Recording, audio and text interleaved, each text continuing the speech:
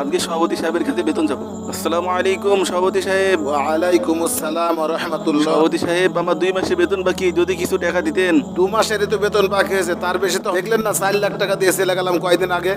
আপনি যে বেতন দেন সেই বেতনে সংসার চলে না, যদি কিছু বাড়িয়ে দিতেন।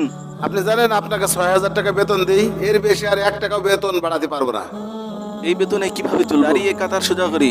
হুজুর আমার ছেলের জন্য দোয়া করবেন, আমার ছেলের জন্য বড় চাকরি পাই। ঠিক আছে সভাপতি সাহেব।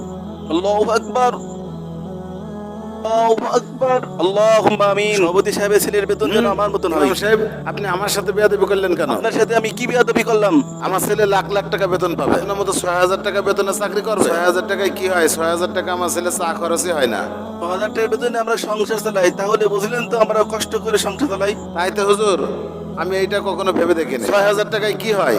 জান, সামনে মাস থেকে আপনার বেতন 15,000 টাকা করে দেবো। আলহামদুলিল্লাহ।